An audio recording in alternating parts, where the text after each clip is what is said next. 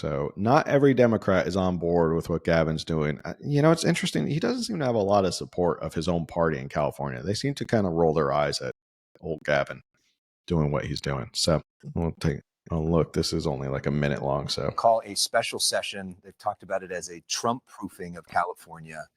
You think that's a wise use of time? Well, I think that the best resistance, if you want to call it that, is to make California work.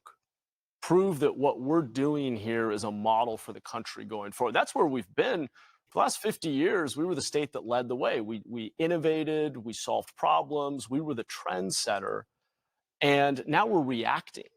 And sure, there will be things we can work with the Trump administration on. There may be places we have to push back, and there may be some legal battles, but the emphasis should be making our state the most economically vibrant and competitive, having the best public schools, getting everybody housed, controlling cost of living for working families. If we do that, I don't think we have to worry too much about what Trump does. And I think we will continue to lead the nation forward.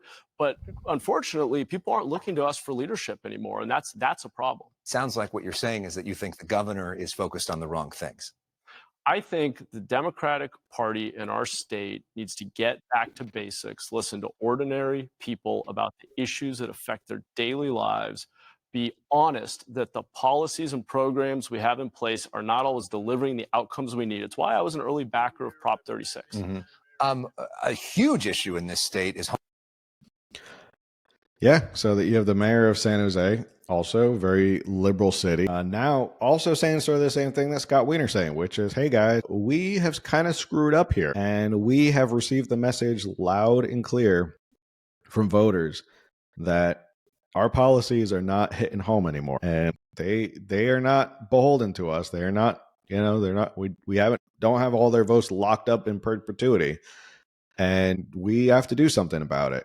So will this mean like more Democrats are going to start moderating their position? Maybe Prop 36 was that consequential, that people are going to start moderating their positions, and maybe more Democrats are going to start moving more towards the right.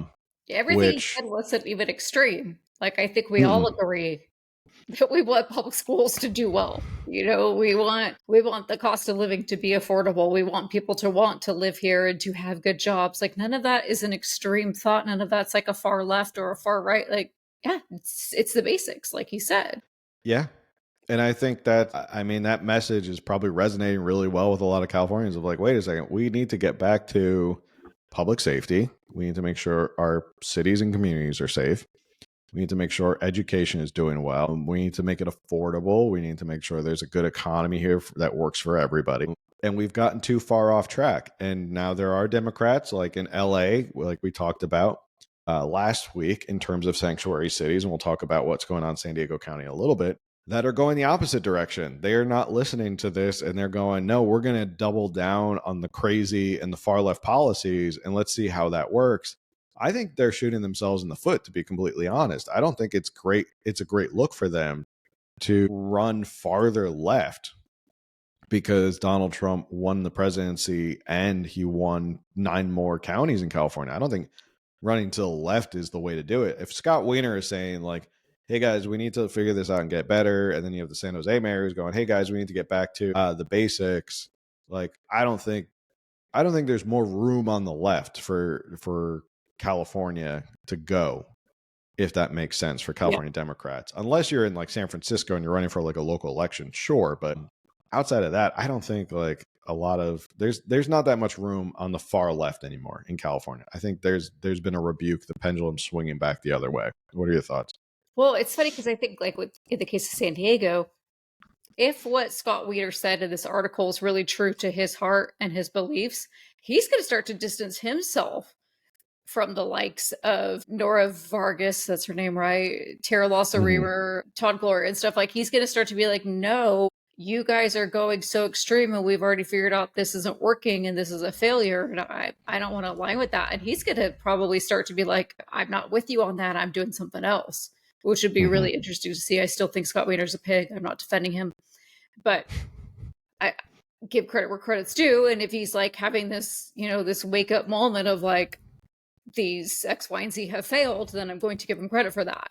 And, would love to see him try something. I mean, there's the saying, the squeaky wheel gets the grease, and these people are definitely being the squeaky wheel. And then they also are still kind of like, those people, I think, are still kind of like trying to stay on Gavin Newsom's good side. They don't want to piss him off. And I feel like they're just like, kissing the king's ring and like all that kind of stuff. But like we said earlier, like that seems to be waning. There seems to be less and less of them. And so, of course, these loud cities, these loud politicians, San Diego, LA, we're gonna hear from them, but I just don't think they're gonna get the support that they think they're gonna get.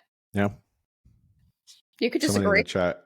There's somebody in the no. I was reading what the chat is going wild right now, so I just wanted to read. The government needs to get out of the way entirely. Everything touched by the government is failing.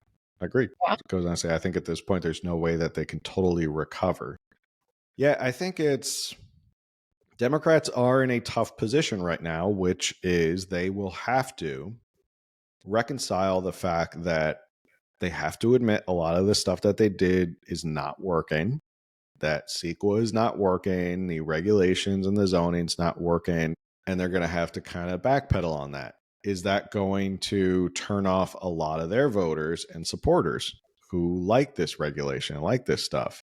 But they can't keep going with this stuff because clearly, if they keep the status quo and trim around the margins when it comes to things like CEQA, then it's just not going to work. Like people are going to get turned off, and it's going to continue to blow up in their face, and California is going to continue to go red. So progress to purple, like we've been saying. Speaking of Democrats who are panicking for other reasons, not because of the fact that it's going more red. Hey, thanks for checking out the California Underground Podcast. If you enjoyed that clip, make sure you subscribe, like, share, review, comment, all that stuff that helps with the algorithm, helps people find us more. And if you want to learn more, you can always listen to our full podcast at Apple, Spotify, Google, all those different places that you basically find podcasts. Or if you just want to keep watching clips, you can check out clips here, or you can subscribe to our channel right here, somewhere in here.